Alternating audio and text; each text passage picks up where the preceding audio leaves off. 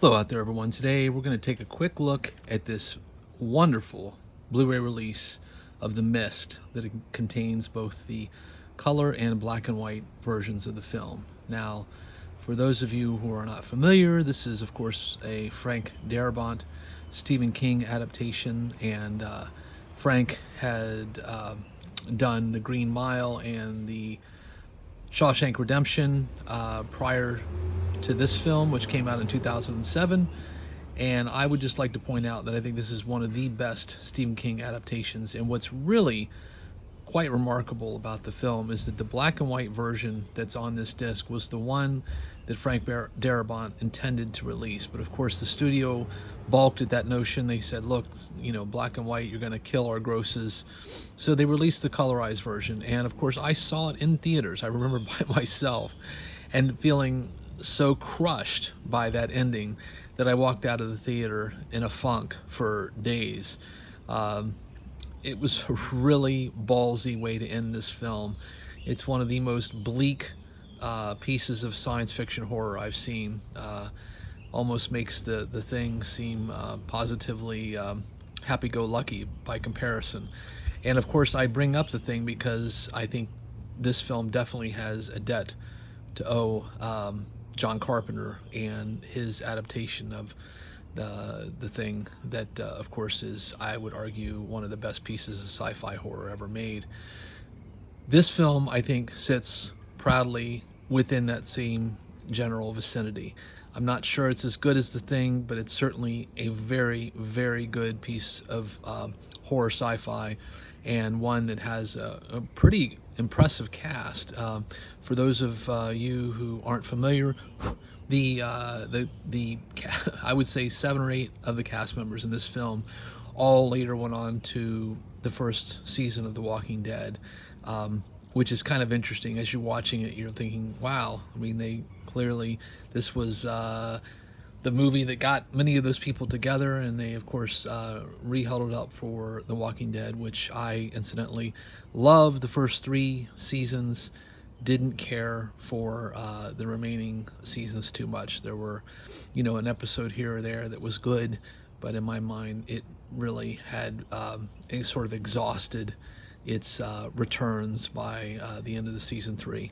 But I digress. The Mist here, again, I think most of my viewers have probably seen this film.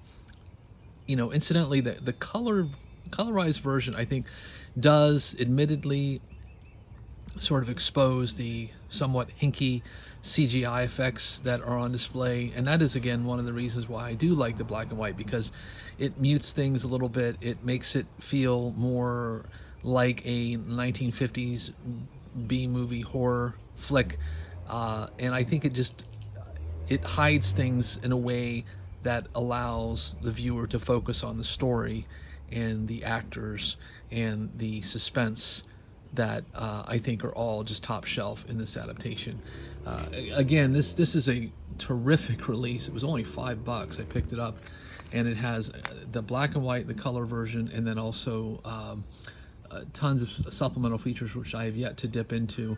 But I certainly wanted to just bring this one to my viewers' attention, just because I do think that the black and white film is far and away the superior release, and I think it takes an already very good film and makes it what I believe, at least, to be an all-time horror sci-fi classic.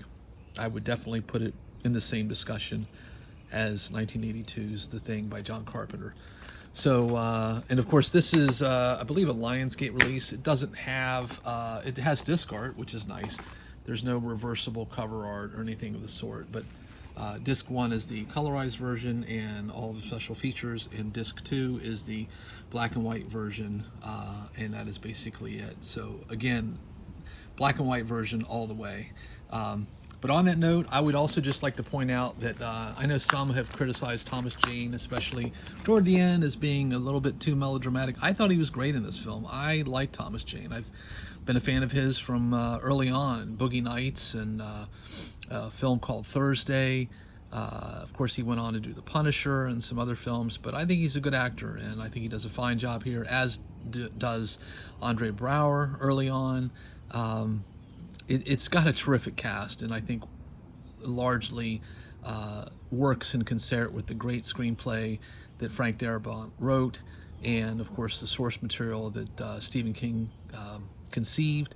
And I think what's also interesting is the ending is different than what was in the book, but to Stephen King's credit, he actually said, wow, I mean, this was an incredibly ballsy move to take the film in that direction, and he had nothing but mad respect for Darabont for going there. So on that note, that's all for today. Please do take care out there, everyone. Stay safe, be kind, and by all means, keep watching good cinema.